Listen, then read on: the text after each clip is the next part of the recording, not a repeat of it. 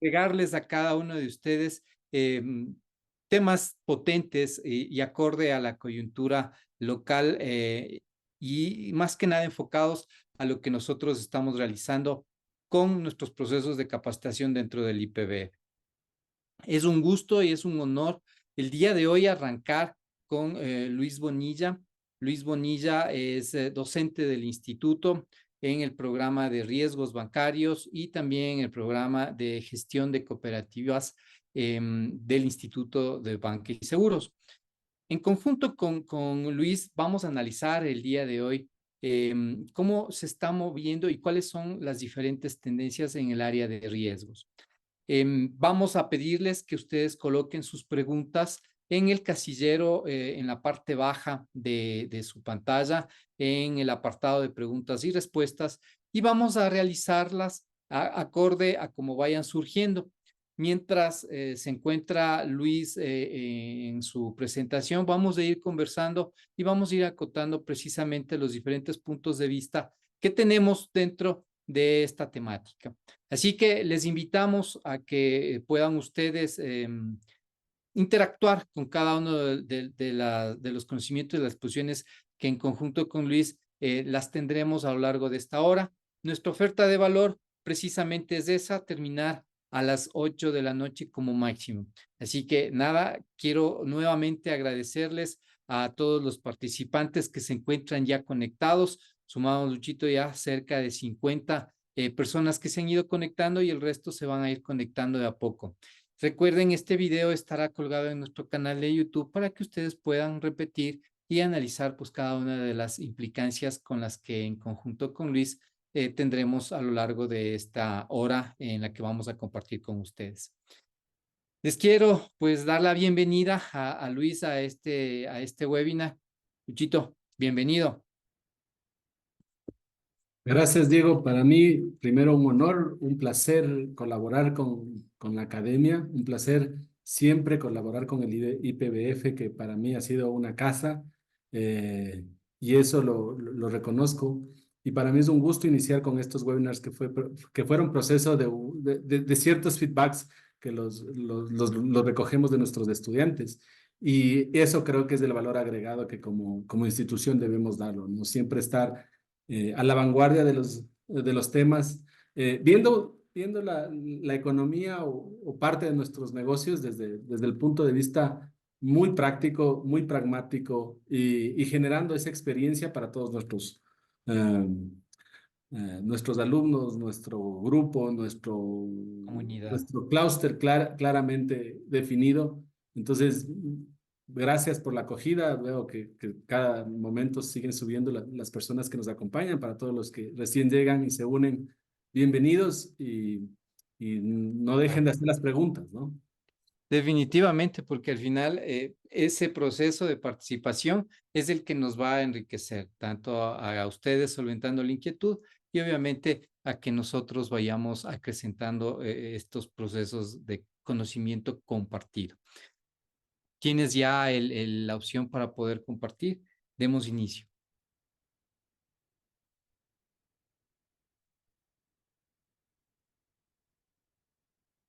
Estás en mute, creo, Luisa.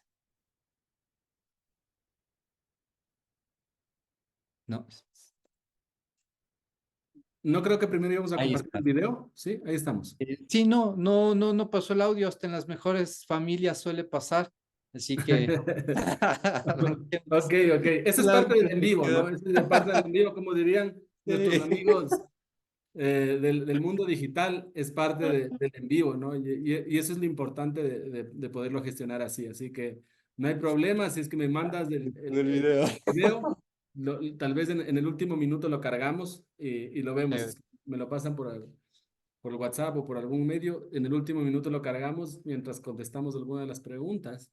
chévere. Y más bien iniciemos un poquito con el webinar. Y bueno, voy a ir un poquito eh, determinando llamémoslo así, ciertos hitos que para mí son importantes. No sé si ahora se puede ver la pantalla, ¿me confirman? Se nota y se ve clarísimo, Luchito. Qué, Muchas qué gracias. bueno, qué bueno. Y agradezco a todos los que comparten, que están en este webinar.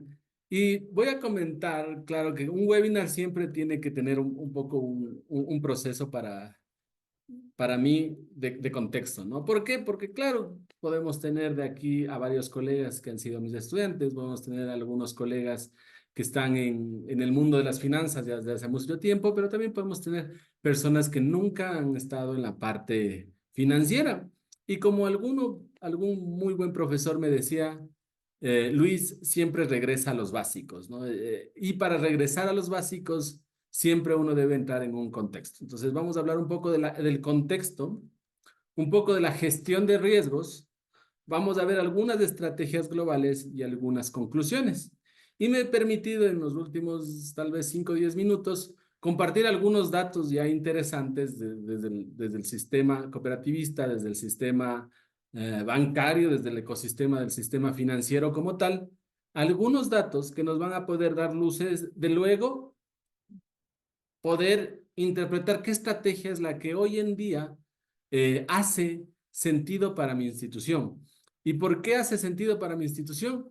Porque es ahí donde yo puedo elegir la gama de estrategias que yo puedo implementar dentro de mi institución. Entonces, vamos a entrar un poquito en el contexto, vamos a hablar un poquito de la gestión de riesgos, vamos a hablar un poco de las estrategias globales y por último, llegaremos a algunas conclusiones y abriremos un espacio, obviamente, para las preguntas y respuestas, aun cuando, como lo comentábamos con Dieguito al principio, si tienen una pregunta y ya va pasando el proceso y se me va la pregunta, como siempre nos suele pasar en este tema de la virtualidad, sí les incentivo a que en el apartado de preguntas y respuestas puedan ir poniendo su pregunta y ahí Dieguito me va a ir pudiendo colaborar en ir solventando la pregunta, porque es claro que la pregunta va a permitir abrir o cerrar ciertos espacios. Entonces, un poquito eso sería el tema del contexto. Para mí, como le decía Diego, es un gusto participar en este proceso y hablar de riesgos, hablar del sistema financiero, ¿ya? Y claro, para los que algún momento, como digo yo, no quisieron ser banqueros o cooperativistas o socios o mutuales, todas las personas que estamos dentro de este ecosistema financiero, tenemos que, como decía, voy a comentar, Paul, era mi mentor, decía, Paul, regresen a los básicos.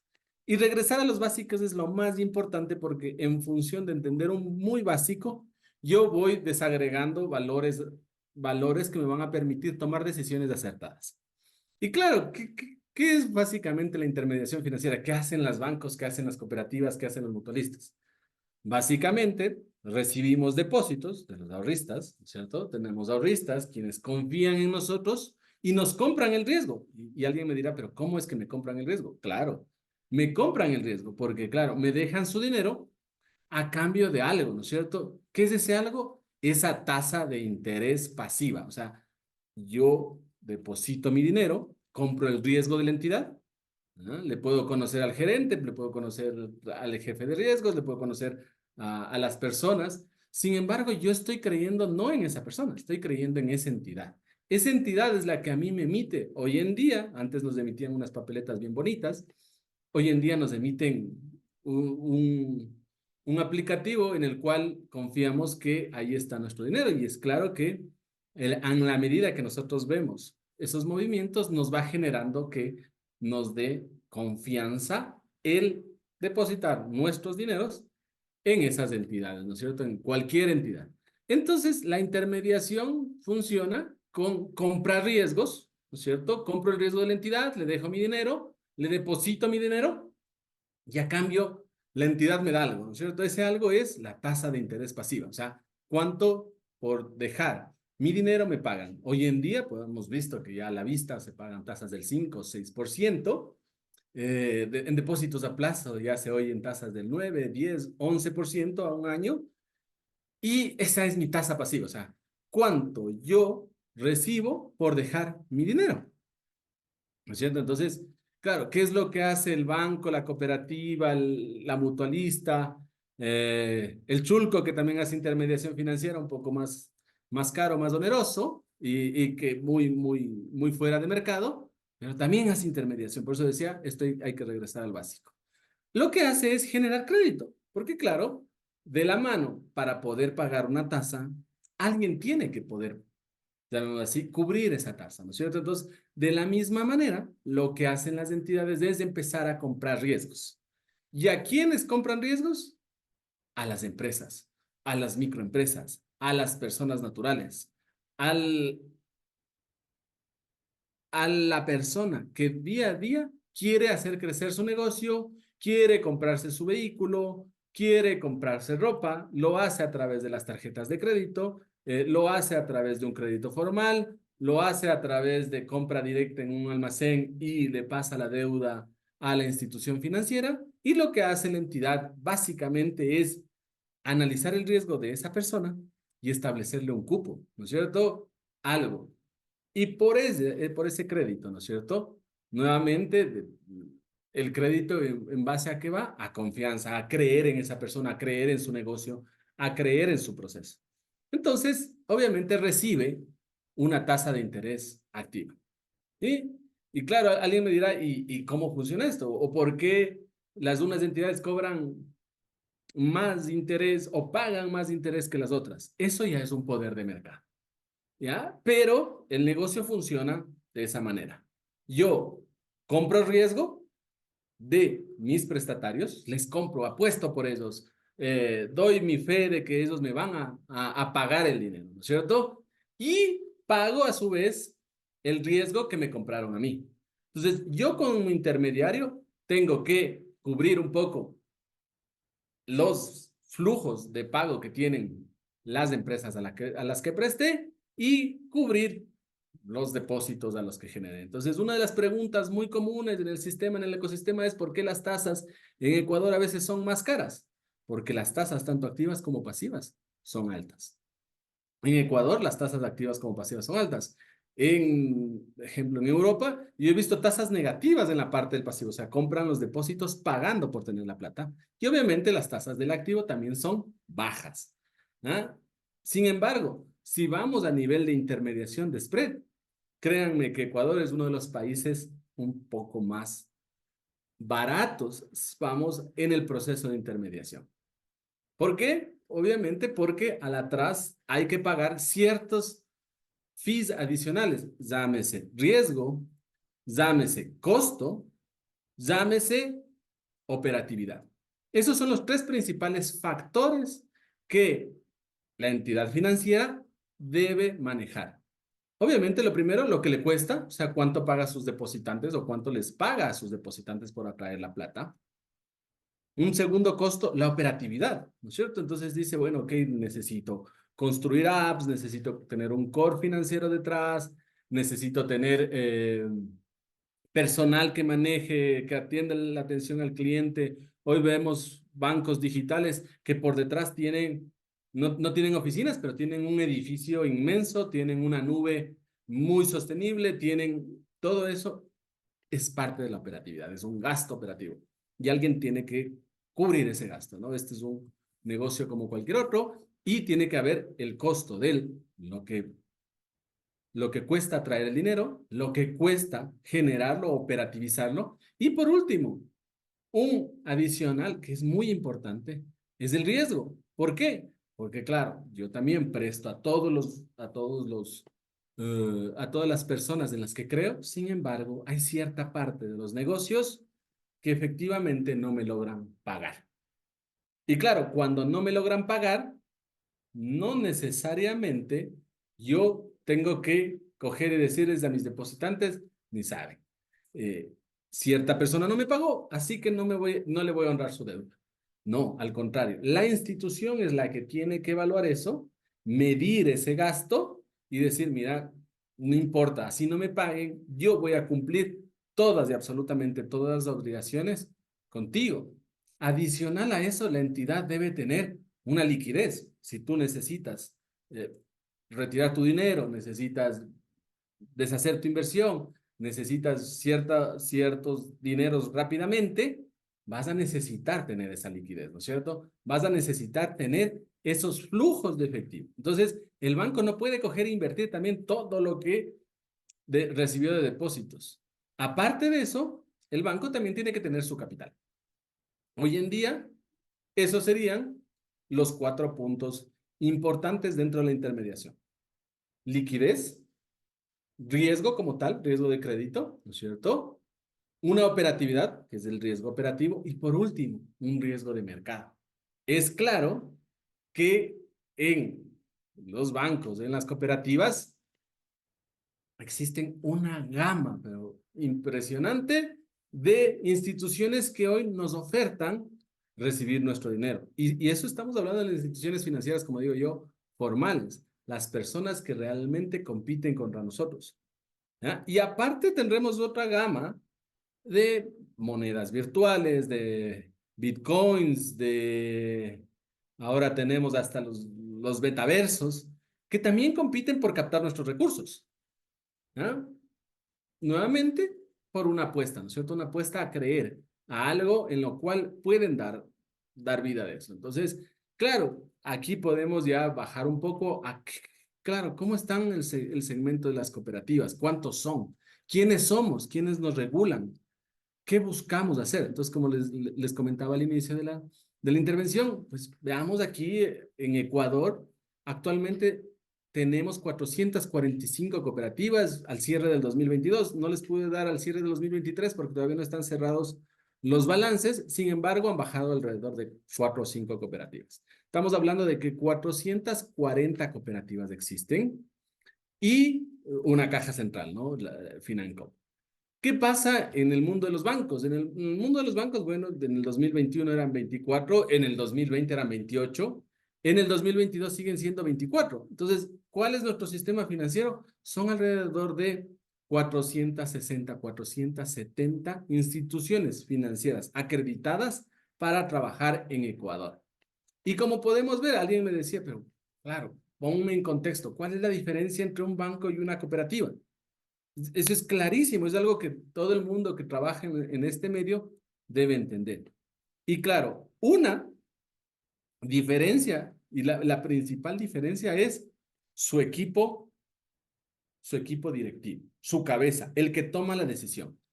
En el banco, el que toma la decisión es el dueño, ¿no es cierto? El accionista, y la decisión se toma en función de la cantidad de acciones que tiene en esa entidad. Y claro, si es que por A o B pasa algo con esa entidad, él debe responder también con sus, llamémoslo así, con sus acciones. En la cooperativa, llamémoslo así, la administración es diferente. ¿Por qué? Porque ahí no existe un dueño. El dueño somos todas las personas que somos socios de esa cooperativa. O sea, todos tenemos acciones. Y aquí la diferencia radica en que la acción tiene un mismo voto nominativo. ¿Qué significa un mismo voto nominativo? Al igual que en los bancos, hay una junta de accionistas. No es que hay un solo accionista, hay una junta de accionistas. Acá en las cooperativas hay una junta de socios. La diferencia es que el voto, cuando eres accionista en un banco, es en función del peso que tienes tú en cuanto al número de acciones. Si, ejemplo, tenían 100 millones de dólares en acciones y alguien es dueño de 49 millones de acciones, él es el dueño del 49% de los votos. En las cooperativas no es así. La persona que pueda tener la mayor cantidad de acciones o la mayor cantidad de participación, de certificados de aportación, así se llaman, en una cooperativa, tiene el mismo voto que la persona que tiene el mínimo que la cooperativa exige. Digamos que una cooperativa exige como mínimo $40 de acciones. El que tiene $40 como que el que tiene 2 millones de dólares en acciones, tiene el mismo voto. Y así se eligen las juntas directivas. Entonces, la diferencia entre un banco y una cooperativa viene siendo cómo se vota para tomar las decisiones de qué, de elegir básicamente el equipo o la junta directiva, el board, en otros términos, de las entidades. Entonces, y eso es lo que hace que las cooperativas y los bancos se diferencien. Luego, hacia abajo, los dos tienen administración, hacia abajo, los dos tienen entes de control, el uno la Superintendencia de Bancos, el otro la CEPS, Las mutualistas también están dentro de las CEPS y la caja central también está dentro de las CEPS. Entonces, la diferencia radica en eso. Indicadores, los dos miden los mismos indicadores, miden morosidad, miden gestión, hacen lo mismo, captan y prestan. Por eso decía a partir de cuál es el proceso de intermediación financiera. Los dos captan y prestan. Captan, compran riesgo, perdón, venden riesgo y colocan, compran riesgo a las otras personas. Pero claro, para los dos, lo importante es esto, la sostenibilidad. Como decía en nuestro webinar, lo importante es que la institución se mantenga en el tiempo, ¿no? Sean sostenibles. Hoy en día ese es un término muy acuñado, muy de moda, y significa que yo no pueda tal vez este año ganar mucho, pero lo que sí es importante es que pueda tener la viabilidad de mi negocio, o sea, tener este negocio por muchos años y que dure por muchos años más.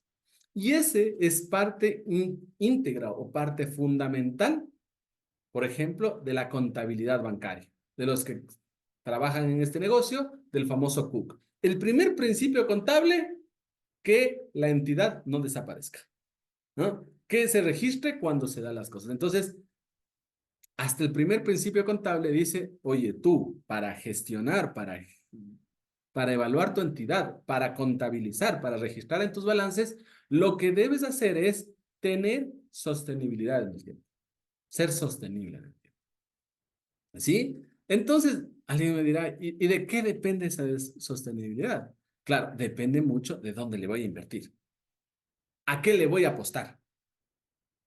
Lo que me prestaron, ¿ya? Nosotros somos básicamente administradores de riesgo. Los que hacemos intermediación financiera, administramos riesgos. ¿Y por qué administramos riesgos? Porque lo que hacemos es vender riesgo, vender, tratar de colocar pasivos, tratar de captar la mayor cantidad de recursos, hacer que la gente crea. Ahí se van el dinero de ciertas propagandas en las cuales dices, mira, yo tengo una calificación de riesgos AA, AAA, tengo una calificación de riesgos que garantiza que tu dinero está cuidado. Yo tengo una app que es lo más ágil posible. Entonces, eso es lo que uno oferta para atraer los fondos de las personas y a la par oferta créditos. Entonces, administra esos riesgos, administra el dinero, no solo de ellos como accionistas o como socios, sino también el dinero de los depositantes. Y es ahí donde se vuelve trascendental hacer o gestionar estos riesgos.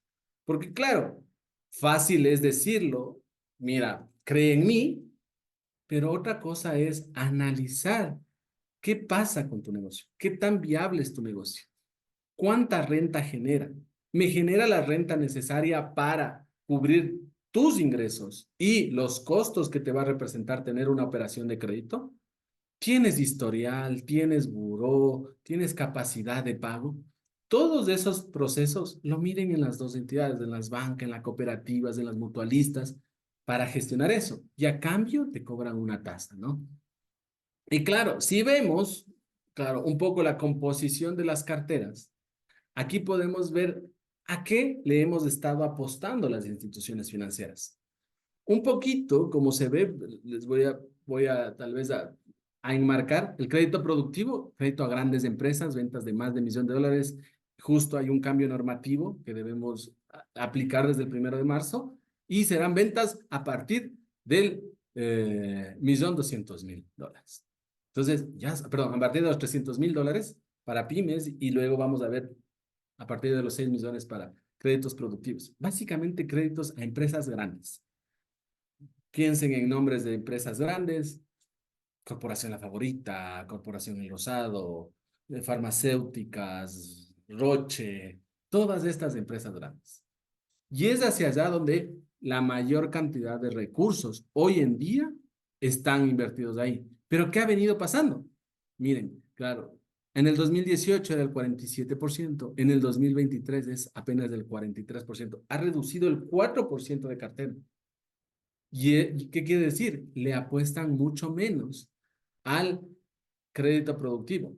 Y alguien me dirá, ¿pero por qué? Y la respuesta es porque la tasa a la cual se cobra ese riesgo es mucho más baja.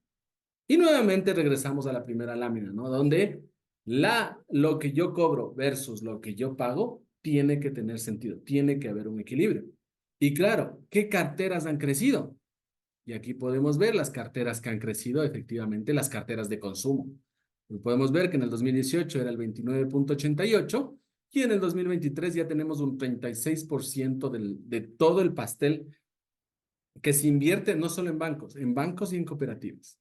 Entonces, como vemos, llamémoslo así, han retirado ciertos fondos de la parte productiva para destinarlos a la parte de consumo, al crédito de consumo. Y si vemos en la parte de microempresa, pues de la misma manera, han sacado, ha ido creciendo, muy mínimamente, pero ha ido creciendo, ¿no? Del 9,63 hemos cerrado en el 9,89 en el 2023 y hemos llegado a su tope máximo en el 2023 al 10,23% de la cartera. O sea, de cada dólar, 10 centavos estaban invertidos en microcrédito, 45 estaban invertidos en un crédito productivo y 33 centavos estaban invertidos en un crédito de consumo. De ahí tenemos crédito o créditos más marginales como el crédito de inversión pública, tenemos el crédito de vivienda pública, el crédito educativo que ya es mínimo y el crédito inmobiliario, la famosa hipoteca. Esa ha decrecido también y por un fuerte banco público, el BIES, que ha ingresado y que el nivel de competencia en la tasa es bastante fuerte para competir. Y claro, el nivel de rentabilidad que la institución financiera privada, llámese cooperativa, llámese banco, puede asumir. Como vemos, a partir del 7,31% de la cartera ya ha llegado al 5,62. Pero alguien me dirá, pero es que parece que el cambio no es mínimo. Claro, parece que el cambio no es mínimo cuando estamos hablando de porcentajes. Pero hoy en día el mercado ecuatoriano o el sistema financiero ecuatoriano está hablando de 40, no, alrededor de 60,000 billones de dólares lo que tiene invertido en cartera. Eso querría decir 60,000 millones de dólares. Esos son los 60 billones de dólares que existen en la cartera. ¿Dónde están colocados? Entonces, claro, cuando yo hablo de que ha cambiado un 2%, el 2% de 60 billones de dólares son alrededor de 60,000, el 2%, alrededor de 120,000 millones de dólares. Eso es lo que ha pasado de la cartera de 2018 al 2023 a desinvertirse y a invertirse en otro lado, como vemos en la cartera de consumo. ¿Ah? Y, claro, ¿qué es lo que ha pasado en la banca? ¿Y por qué ha pasado esto? O en la banca, en las cooperativas, de aquí podemos ver. Miren las tasas que cobran tanto las entidades financieras, bancos, cuanto las cooperativas. Aquí podemos ver que la tasa activa, o sea, lo que cobran las cooperativas desde el 17,08 y lo que pagan en promedio es del 8,17. Si vemos en el 2022, ¿ya? Las cooperativas o los prestan más a personas naturales, entonces tienen tasas más altas, pero los bancos prestan más a personas jurídicas. ¿Por qué? Por su tamaño. ¿Ah? Una de las normas específicas y que a veces la conversamos en las clases es, ¿cuál es el máximo a prestar? El máximo a prestar es el 10% del patrimonio técnico. ¿Qué es el patrimonio técnico? El capital que pone el accionista. Si yo tengo 100, lo máximo que puede prestar a una sola persona es 10. Si hablamos de millones, si yo tengo 100 millones de capital, lo máximo que le puedo prestar a una persona es 10 millones de dólares. Pero si yo voy a la corporación favorita y le digo, ¿sabe qué? Le quiero prestar 10 millones de dólares, se me ríen. Esos necesitan créditos de 400, 500, 600 millones de dólares para hacer sus inversiones. Entonces, claro, esas entidades están atendidas en su mayoría por bancos. Y claro, ¿de dónde se fondeaban? Se fondeaban básicamente también del exterior, de personas locales, de los mismos depositantes, o sea, de los mismos a los que prestan, porque ellos también tienen sus depósitos, también manejan sus depósitos y también los manejaban en las cuentas de ellos. Entonces, el costo que en el 2022 tenían era del 4,15. Como vemos, el costo a hoy, al 2024, este dato está sacado a el 28 de enero del 2024, El costo hoy en día es 7,85. Y como vemos, la tasa también subió al 13,06. ¿Sí? Y alguien me va a decir, oigan, pero ¿por qué subió? Claro, el principal factor que subió, como pueden ver en la parte de abajo, es la tasa que cuesta en el mercado mundial prestar plata. La famosa tasa LIBOR, la famosa tasa Prime ahora, o la SORF, que son tasas indexadas. Lo que se prestan, llamémoslo así, entre bancos mucho más grandes, entre entidades mucho más grandes, entre multilaterales. Entonces, esta tasa básica subió. ¿Subió debido a qué? A que Estados Unidos tenía una inflación muy alta. Quien norma la tasa de la Fed es básicamente la Reserva Federal de los Estados Unidos. Entonces, para disminuir la masa monetaria en una economía y de esa manera bajar la inflación, lo que hace es incentivar a las personas que ahorren. En vez de que gasten, ahorren. Porque si tenemos menos personas gastando, la demanda de un bien disminuye y con eso baja el precio. Y eso es lo que para la inflación. Eso es lo que para la inflación. Entonces, claramente Estados Unidos tenía una inflación muy alta porque había mucho dinero en la economía. Para disminuir ese dinero en la economía, lo que hacen es incentivar a que las personas ahorren, a que metan su dinero en los bancos, en las entidades, en este caso en la Reserva Federal. Cero riesgo, ganan porque ganan. Ahí no le apuestan, como dicen, a nada, ahí no hay riesgo. ¿Por qué? Porque la Reserva Federal tiene la maquinita de imprimir los billetes, ¿no es cierto? Entonces, claro, las grandes corporaciones, en vez de invertir afuera, lo que hacen es depositar sus dineros, baja la masa monetaria y baja la inflación. ¿Qué pasa en las cooperativas? Las cooperativas sí se han visto afectadas. Podemos ver que la tasa pasiva pasó del 7,41 al 8,17, pero no han podido generar mayores ingresos porque su tasa activa ha pasado del 17,03 al 17,08. ¿Eh? Los bancos sí han cambiado esa composición. ¿Por qué cambian esa composición? Como veíamos en la lámina anterior, porque destinan más sus inversiones al consumo. Y claro, en Ecuador las tasas son reguladas. La tasa de consumo al 16%, 16,84%, la tasa corporativa al 10%, al 10,09%. Recién hubo un cambio en las reformas de tasa, y la tasa subió 0,25, 0,40 más. Entonces, como les decía, la composición del riesgo es un riesgo mucho menor, pero asimismo su rentabilidad es mucho menor. Entonces, prestarle a la corporación favorita no es riesgoso. De que les pagan, les pagan. Pero como tienen ese riesgo, les dice, yo le pago una tasa lo más baja posible. Entonces, nuevamente, administrar ese riesgo. Entonces, ¿por qué han subido los bancos o han tenido una posición más agresiva en tasa hoy para acaparar más mercado local? Porque en el exterior la plata hoy en día cuesta más. Entonces, si no puedo captar de una persona, tengo que captar de otra. Entonces, si no pueden captar del exterior, lo que van a hacer es tratar de captar del mercado local. Y ahí es donde le apuestan a subir las tasas. Le apuestan a subir las tasas, a dar un servicio mejor, a atender a clientes más pequeños con la finalidad de crecer sus pasivos. Y claro, esto debido a qué ha pasado, también a una coyuntura en la cual vivimos. O sea, no podemos olvidar que hay una desaceleración económica, no podemos olvidar que hay un contexto político ecuatoriano que hoy en día hace que las personas que tengan empleo formal cada vez sea menos. No podemos olvidar la inflación del Ecuador. La inflación del Ecuador no es como la de Estados Unidos. Esa es una parte favorable, aunque no por las ventas, pero hemos disminuido el precio a nivel general en un 0,2%, casi imperceptible, pero el precio de hoy es el precio de hace un año. Eso es lo que dice esa lámina. ¿Y por qué pasa eso? No porque las personas no han subido sus costos, sino por lo mismo que hace la banca, lo mismo que hace una empresa comercial, para tratar de vender, para tratar de atraer personas que compren su producto, en este caso el riesgo para las entidades, para comprar los productos, las entidades o las empresas tratan de venderle al menor precio. Y si no hay nadie quien compre, pues te van a vender cediendo parte de su margen. cediendo parte de su margen y cediendo parte de su margen.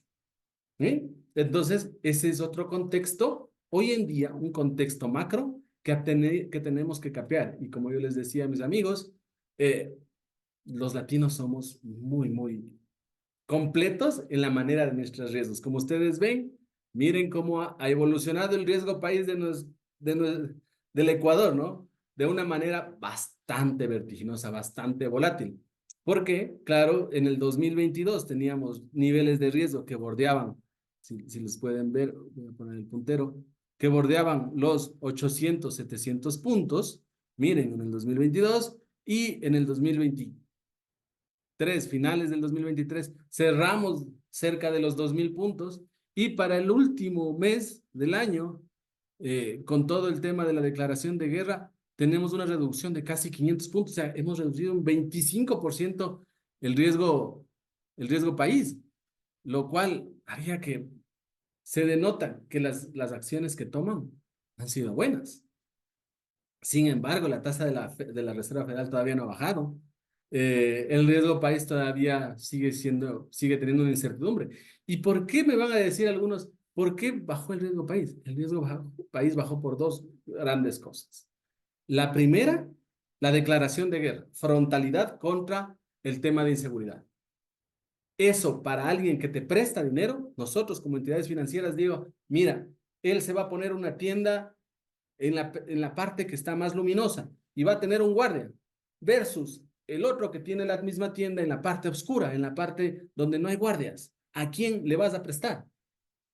Ah, el riesgo del que tiene la luminaria, que tiene el guardia, es menor. Tienes que prestarle a él. Eso es lo que pasa en lo micro, pasa en lo macro. Ese es el famoso riesgo país. Y el segundo punto que decía que ha afectado el riesgo país es el tema de vamos a subir el IVA. Y claro, ¿quién asume el riesgo país? ¿Quién, llamémoslo así, dictamina los hilos del riesgo país? Es el Estado. Y el Estado es como una gran empresa. Tiene ingresos y tiene gastos. Hoy en día el déficit fiscal, se habla que está bordeando alrededor de los 4.000 a 5.000 millones.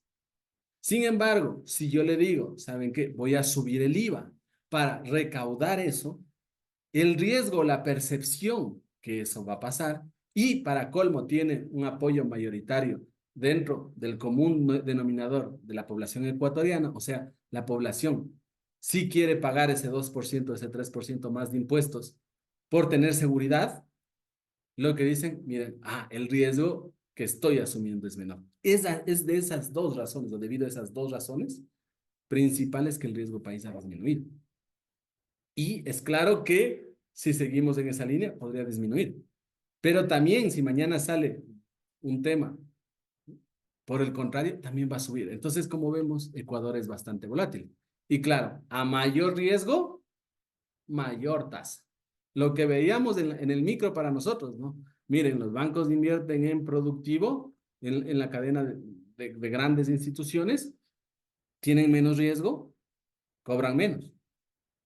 Las cooperativas tienen menos margen en moverse en la tasa, tienen que cobrar un poco más, pero le apuestan a procesos más riesgosos. Entonces, mayor riesgo, mayor tasa, menos riesgo, menor tasa, menor rentabilidad. Un básico de la gestión de riesgos, ¿no? Y claro, ahora ya enmarcados en que es una cooperativa, que es un banco, cómo se maneja el riesgo y cuáles son el mercado al que tiendo, pues ahora sí hablemos de qué hacemos para gestionar las cooperativas hoy en día. Es claro que cuál es el principal riesgo para cualquier entidad financiera, la liquidez. Una entidad financiera nunca quiebra porque prestó mal, nunca quiebra porque no tiene patrimonio, no quiebra porque operativamente algún hacker se le metió a las cuentas, va a recuperar esas cuentas, va a tener alguna cosa. Sin embargo, quiebra y siempre se da un paso al costado, se cierra una entidad cuando no tiene liquidez. ¿Qué quiere decir liquidez? No guarda el suficiente dinero para los retiros que sus clientes vienen a hacerle en el día a día. Es ahí cuando pierde la confianza. Eso es como les digo yo, es como la novia, ¿no? Mucha conquistarle cuesta, toma su tiempo, pero el momento en que perdió su confianza, no la vuelve a recuperar. Y eso es lo que pasa con la liquidez. Entonces, claro, ¿qué va a pasar este año, al menos en las cooperativas? Va a faltar la liquidez. Hay que cuidar la liquidez. ¿Por qué? Como vemos, la presión por tasas locales, porque la competencia en los pasivos es contra bancos, contra cooperativas, contra monedas virtuales, contra el Bitcoin, contra el chulquero, contra el préstamo del primo, contra la nueva inversión, contra todo eso, va a hacer falta dinero local. ¿Y qué va a pasar? Las tasas pasivas van a mantenerse altas. Incluso se oye que va a generar eso. ¿Qué, qué otro efecto va a tener? Vamos a tener poco fondeo. Como es costoso y como el riesgo país aún se ha disminuido, pero todavía está muy alto, van a decir, el multilateral hace lo mismo que los decía, los bancos chiquitos, lo mismo que las cooperativas, el multilateral grandote hace lo mismo, dice, en vez de prestarle a Ecuador, le presto a Colombia, con riesgo país más bajo. Le hacen lo mismo que prestarle en Europa, a Kosovo, riesgo país más bajo.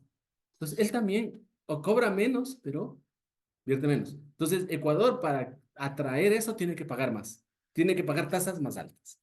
¿Sí? Entonces, este año va a haber un poco fondeo local, internacional, y de alto costo. O sea, si lo traigo, sí, pero te va a costar más caro.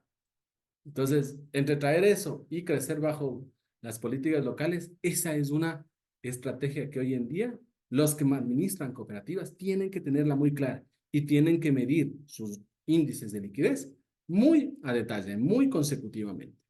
En el riesgo de crédito, como veíamos, claro, hoy se tiene que apostar más. ¿Por qué? Porque tengo que pagar tasas más altas. Entonces, para pagar tasas más altas, tengo tres caminos, ¿no es cierto? Disminuir el costo.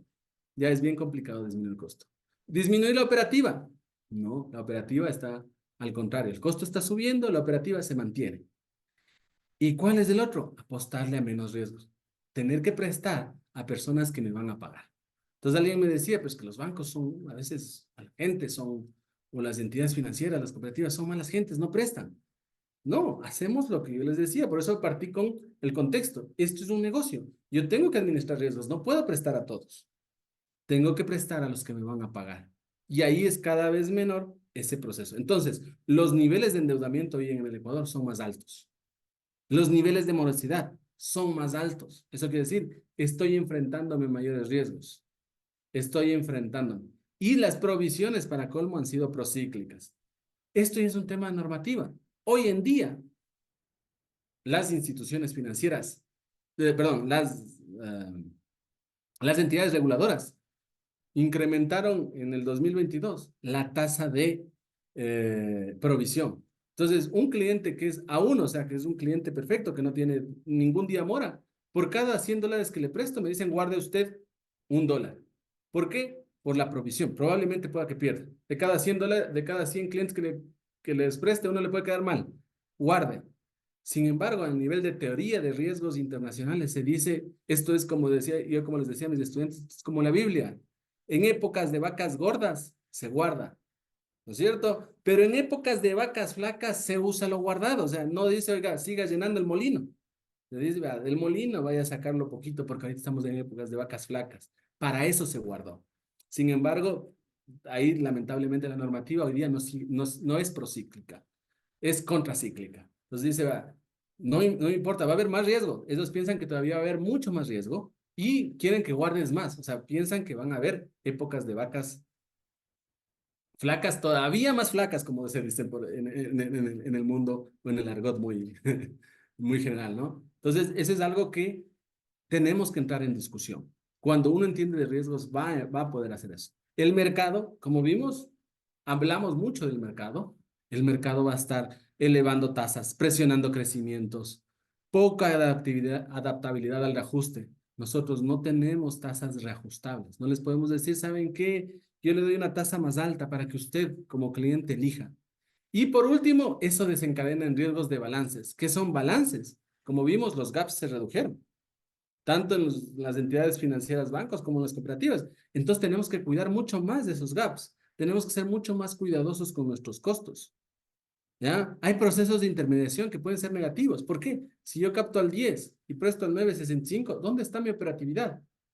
Tengo que evaluar mi riesgo de balance. Tengo que saber cuánto cuesta mi mercado. Ustedes tienen que saber cuánto necesitan de liquidez, porque la liquidez no es la mayor liquidez. Yo te soy un banco, pero perfecto. Falso, porque si tú tienes mucha liquidez, claro, no puedes quebrar, pero no generas los ingresos para compensar a tus depositantes. Entonces, este es un juego de equilibrio. Siempre les he dicho yo, este negocio, este sistema financiero es un juego de equilibrio. Y por último, también tenemos que evaluar el riesgo operativo. Y aquí, hoy en día, tenemos muchos riesgos operativos. El tema de fraudes informáticos, el tema de delincuencia es un riesgo operativo, porque no depende de nosotros, es de un externo. El tema de la misma economía, la coyuntura, es un tema operativo. El tema de rotación de capital humano. Hoy en día las personas están endeudadas. Si yo trabajo en un banco y soy bueno administrando riesgos, me van a buscar a llevarme para otra entidad. Y hacia allá también vamos a tener un alto nivel de rotación. Eso se va a vivir en las cooperativas. ¿Por qué? Porque la cooperativa, voy a dar un ejemplo, pero el ejemplo más típico hoy en día. Hoy en día el captador, como digo yo, es el capital humano más preciado. ¿Por qué? Porque a él le siguen los depositantes. El depositante dice, Luis Bonilla, ¿te conozco? Sí. Ñañito, ayúdame a invertir, tú me vas a hacer ganar. No importa que ganemos un poquito más o un poquito menos, yo a ti te sigo porque yo te conozco, porque conmigo siempre has generado. Entonces, claro, cuando él se cambia de una entidad a otra, lo que buscan es que él lleve su portafolio, su mercado. Entonces, vamos a tener una rotación. ¿Sí? Y por último, entonces, ¿qué estrategias debo tener? Aquí vinimos a escuchar, como decía alguien, estrategias. Pues, voy a tener que tener una estrategia de crecimiento, pero una estrategia de crecimiento medido. ¿Por qué? Porque a medida que más crezco mi cartera, más riesgos puede asumir. Y claro, ¿cómo puedo crecer? La única manera de crecer mi cartera es primero crecer mis pasivos. Principal estrategia, crezca sus pasivos, busque crecer sus pasivos. Una vez que crezca sus pasivos, eso lo que va a hacer es generar eficiencia, va a disminuir su operatividad. Entonces va a decir, ok, yo tengo una agencia y esa agencia paga el arriendo por 10 millones que traiga de colocación y 10 de captación, pero va a pagar el mismo arriendo si coloca 12 o 13 millones. Entonces, eso lo que va generando es eficiencia y hacia allá va la reducción de costos.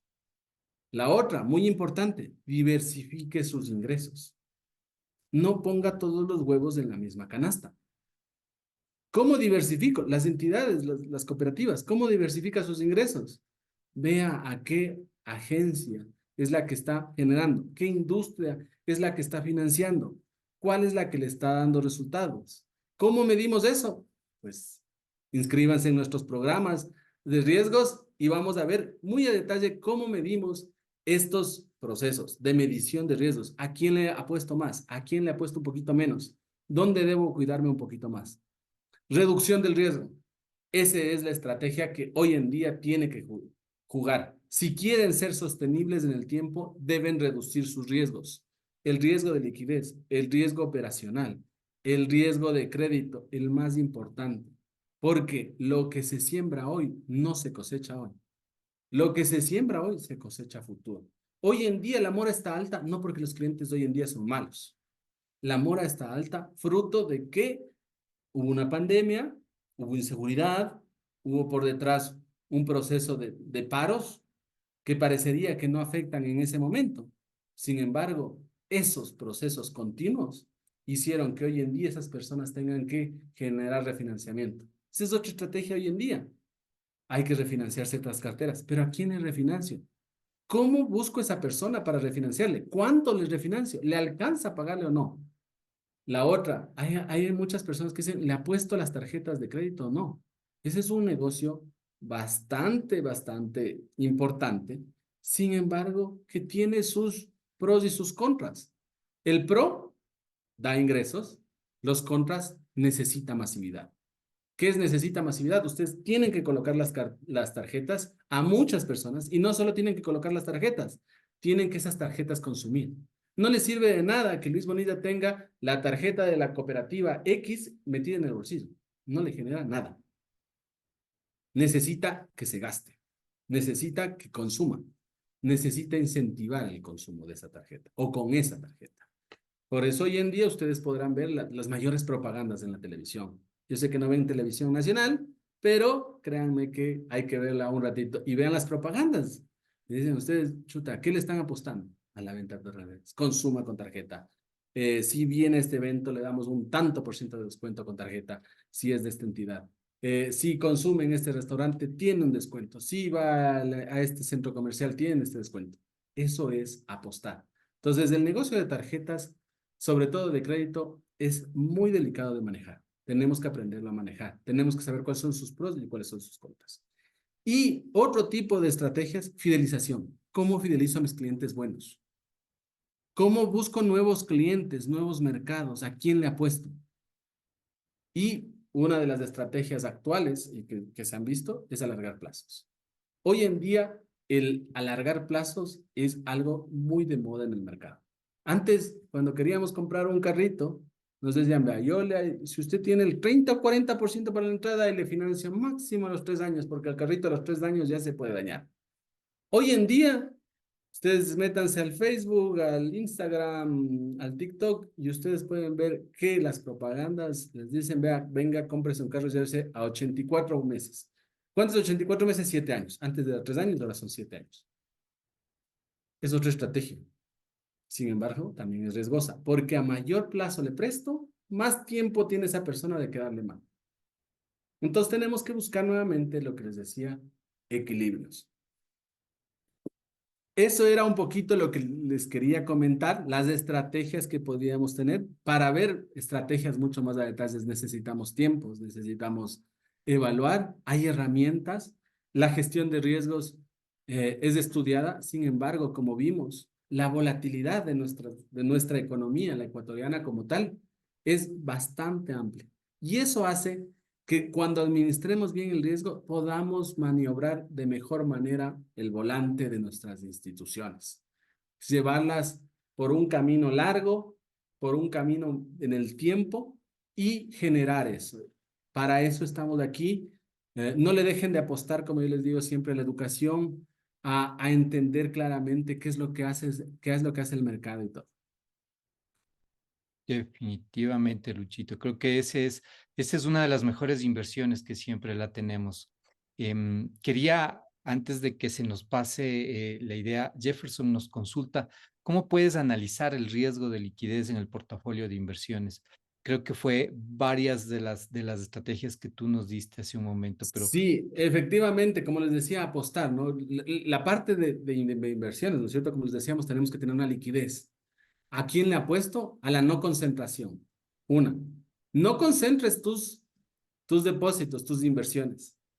Segunda, no cruces tantos depósitos. ¿Por qué? Porque si cruzas depósitos, si yo te retiro, tú me retiras, pero si tú estás mal, me llevas de sombrerito, ¿no? Como se dice. Entonces, no le apuestes a eso. Apuéstale más bien a la diversificación. Mira, con todos tengo negocios, a todos les invierto un poco, a los que les veo menos riesgos un poquito más, a los que les veo riesgos un poquito menos, apuéstales a mercados diferentes a los tuyos. Porque si inviertes en tu competidor directo, pues él tiene plata y si no lo haces tú bien, lo va a hacer él bien. Pero inviértele a una entidad diferente de tu mercado. Entonces estás lo que sé, en Ibarra, inviértele a una entidad de Guaranda, a una entidad de Riobamba, porque no atiende tu mercado. Entonces le estás apostando a otros mercados. ¿Y a quiénes debes de invertir? Pues ahí tenemos análisis como el CAMEL, que lo desarrollamos ahí en metodologías de cuantificación de riesgo. Miren, evalúen los CAMELs, evalúen los indicadores, evalúen su mercado. ¿Ya? Le ha puesto un banco. Sí, pero el banco está ahí al lado tuyo. Y el banco tiene muchos depósitos. ¿Será de invertirle? Capaz que sí, por la operatividad, pero ¿hasta qué punto? ¿No? Hay que buscar esos equilibrios, ¿no? Entonces, por eso les decía, el riesgo hay que estar evaluar constantemente, ¿no? ¿Qué asumo? ¿Cómo varío? Tengo que tomar decisiones con anticipación. ¿A quién invierto antes? ¿A quién después? Y como les decía, algo que para mí es importantísimo, sobre todo en nuestro mercado, constante aprendizaje y retroalimentación.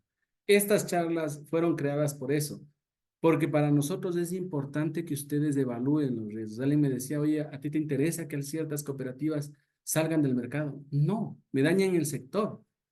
me pueden contagiar el riesgo.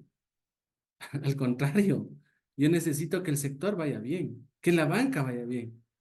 Se oye ya de que un banco está intervenido. También son bancos pequeños. No quisiera que le vaya mal a nadie. Yo tengo que hablar bien de mi producto. Eso es lo que les decía, generar valor agregado a mis productos. Un buen coach me decía, no mires los defectos de tu contrincante, esfuérzate por mejorar tus virtudes. Ese es el éxito. No mires el defecto de tu contrincante, es algo importantísimo también. Sí, definitivamente, Luchito. Sabes, tenemos otra consulta y que iba como que muy de la mano con el tema de de cómo podemos realizar y cómo podemos mejorar ese split. José nos consulta si es que el mercado financiero va a ser o no disruptido por las fintech en el corto plazo. Algo que se puede visualizar en este corto plazo, José, En- que precisamente el radar de fintech ha crecido enormemente. Hoy tienes un radar en Buen Trip disponible que tiene y aglutina a varios de estas fintech, y creo que la mayoría de instituciones financieras se dan cuenta que son aliados y que en conjunto con ellos se puede crear o co-crear y llegar a satisfacer esas necesidades que ciertos clientes tienen y que pueden verse apalancadas de mejor forma para con las diferentes formas de trabajar eficientemente en temas administrativos. ¿Tú qué piensas, Luis? sí, efectivamente, hoy no son adversarios, para nada. Son más bien entes colaboradores, entes que te agregan valor. Antes decíamos nosotros, chuta, tener un cajero era parte del valor agregado que se daba a la industria, ¿no? O al cliente. Hoy en día, pues el cajero ya no es un valor agregado, pero sí es agregado el que en que tu app te sugiera hacer ciertas compras con un descuento. Sí es un valor agregado en que tu app te diga, mira, estás gastando tanto por ciento en consumo, tanto por ciento en comida, tanto por ciento en diversión, estás gastando mucho en Uber. Hoy en día las apps te dicen eso y las fintechs están para eso, están para manejar la data por detrás. ah, la fintech de captación de dinero, ¿no? Alguien decía, no, es que los new banks o los bancos virtuales van a acabar el sistema financiero. Eso dependerá de la confianza de los depositantes. Y Sí. vemos que la confianza todavía es muy baja para esas fintechs. Y la ley, en parte, frustró esos cambios. Más bien la ley fintech lo que incentivó es a las asociaciones con instituciones financieras. Entonces creo que hacia allá, más bien verles como rivales, verles como aliados. Aliados estratégicos en la atención, en darle un valor agregado a mi cliente, ¿no? Como Ujú. les decía, si yo quiero fidelizar a mi cliente, tengo que darle algo más de lo que que el de al lado le da, y no solo en tasa, en servicio, en rapidez, en tecnología, en tener una app hasta divertida, ¿no? Esos son valores que hoy en día los clientes lo valoran. Y si vamos mucho más allá, hoy en día las generaciones que ya están siendo parte de los tomadores de decisiones son generaciones que están en el mundo digital. Ujú. Entonces, sí. Tenemos por ahí otra pregunta. Edison nos dice, la CONAFIPS, ¿cómo debería precautelar su riesgo de crédito si sus clientes son las organizaciones del sector financiero popular y solidario? Para mí la CONAFIPS ha hecho un valor increíble y creo que su riesgo debe ser cuidado mucho por el mantener el fondeo del exterior, tratar de ampliar líneas.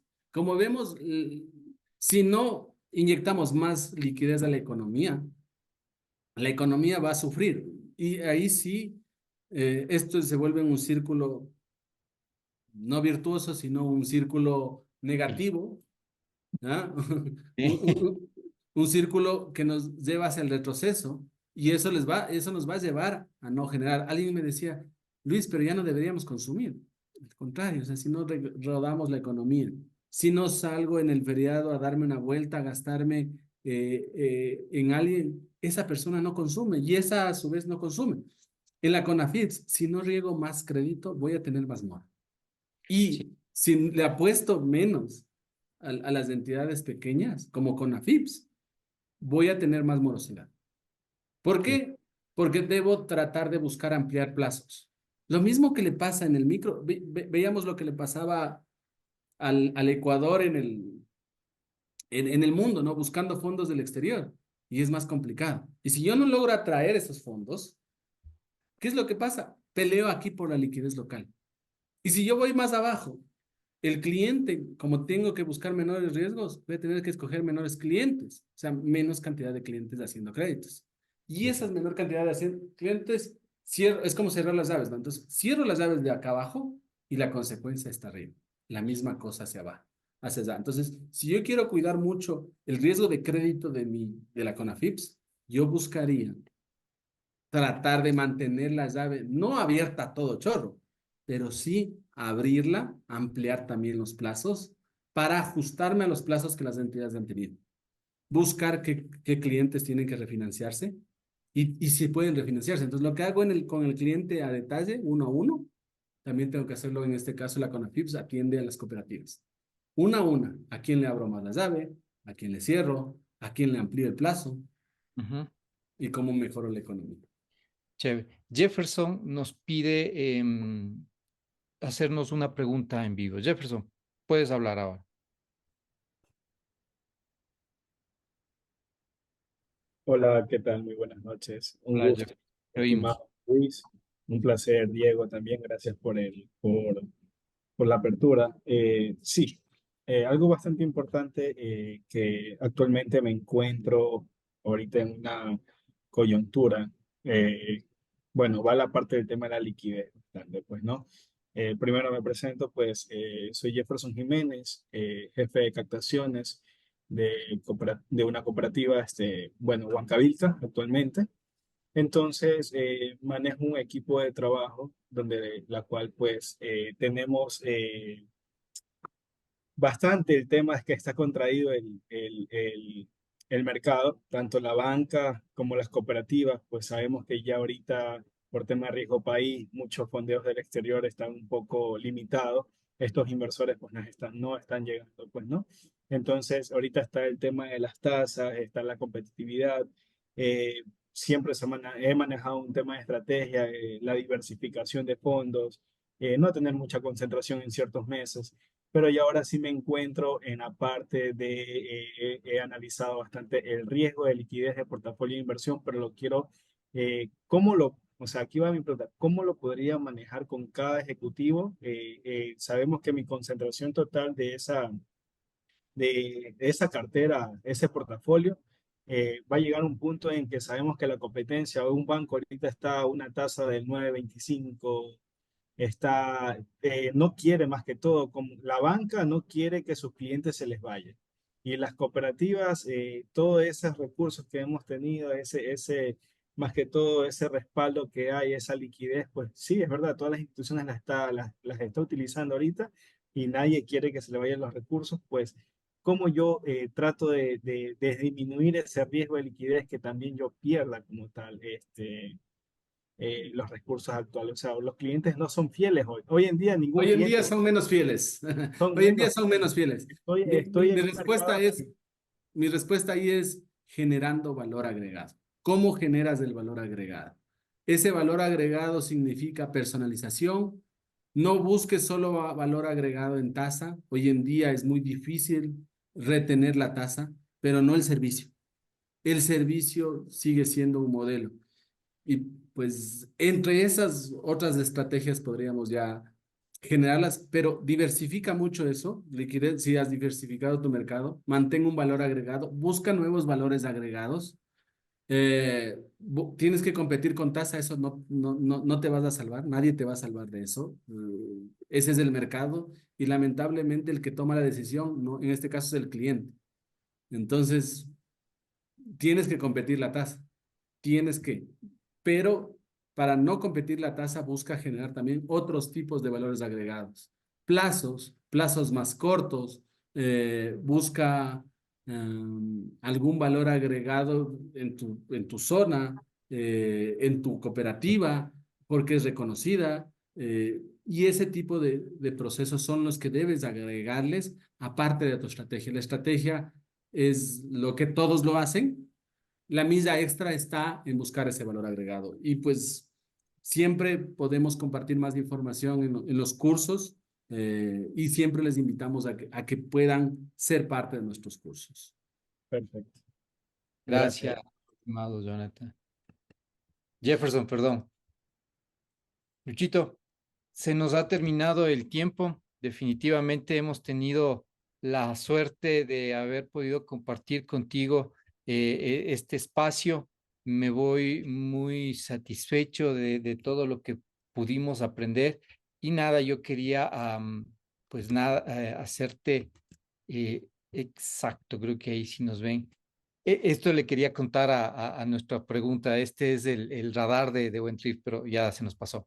Y quería hacerte la entrega del reconocimiento por ser el primer embajador de estos webinars. Te agradezco mucho por ese tiempo, por esa colaboración de parte tuya para con nuestra comunidad.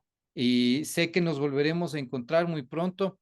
Así que les envío un fuerte abrazo, te envío un fuerte abrazo a ti, Luis, y agradecerte nuevamente porque lo que estamos haciendo es precisamente eso, transformar el sector financiero, el sector asegurador, persona a persona, y lo hacemos con personas como ustedes en cada uno de los encuentros que podemos hacerlos.